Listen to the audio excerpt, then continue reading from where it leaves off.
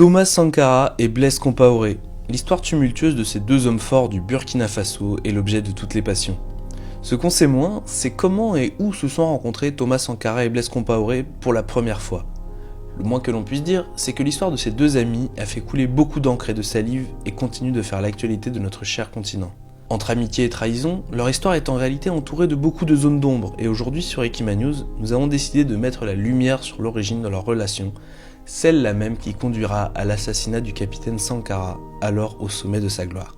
Tout a commencé en décembre 1974. C'est en effet à cette date qu'éclate le conflit entre le Mali et la Haute-Volta autour de la bande d'Agacher, une bande de terrain de 275 km de longueur sur seulement 50 de largeur, dont l'État malien réclame la propriété. Envoyé au front pour se battre, celui qui n'est alors qu'un militaire inconnu, le lieutenant Thomas Sankara, est rapidement amené à diriger des troupes contre l'agresseur. Les soldats sont mal armés et l'état déplorable des équipements impacte durement le moral des défenseurs. Cette situation révolte Sankara, mais rester passif n'est pas dans le caractère du jeune lieutenant, et celui-ci va instaurer la tenue régulière de réunions, au cours desquelles il se montre très critique envers les dirigeants restés dans la capitale. Il dénonce, sans craindre les représailles, cette élite qu'il accuse de se prélasser loin du conflit, alors que les hommes au front, pour les défendre, ne disposent même pas du matériel nécessaire. Pour Thomas Sankara, consacrer sa vie à la défense de la nation était une vocation depuis sa plus tendre enfance. Tout petit déjà, il avait grandi dans un milieu profondément imprégné par la discipline militaire et les valeurs de la religion chrétienne. Son père lui-même était un ancien combattant et un prisonnier de guerre de la Seconde Guerre mondiale. La vue, sur le front, de cette armée en piteux état, manquant de munitions, d'équipements, incapable de s'organiser correctement à défaut de moyens, lui était tout simplement insupportable. Et dans les rangs, à ce moment-là, se trouvait également un jeune officier, de 2 ans le cadet de Thomas Sankara. Celui-là venait de rentrer de l'académie militaire de Yaoundé. Ce jeune officier, c'était Blaise Compaoré. Initialement, et contrairement à son lieutenant, le jeune Blaise ne voulait pas faire l'armée. Les armes, c'est pour les brutes, disait-il. Tourné vers les métiers plus intellectuels, il rêvait plutôt de devenir professeur. Il aspirait à faire l'école normale, et c'est malgré lui qu'il s'était retrouvé engagé dans l'armée.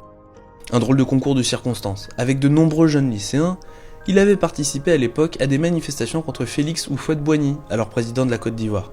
En représailles, selon une pratique très répandue dans la région, on les avait envoyés en formation militaire pour les discipliner.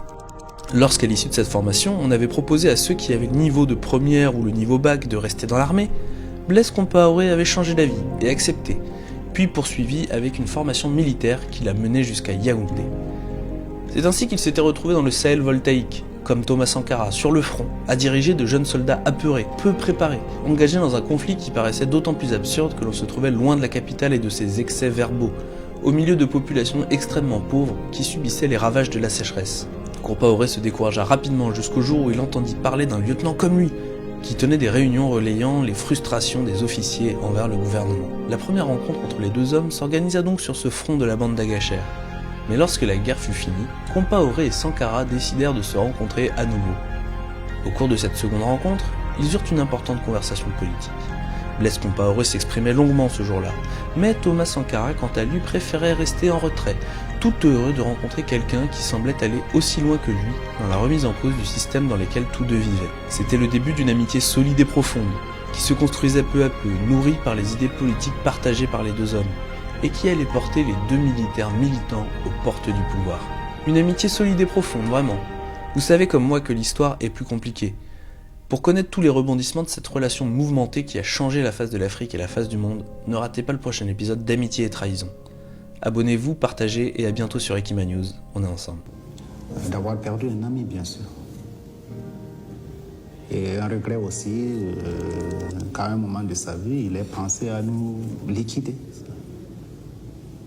C'est dommage. Ouais, c'est dommage.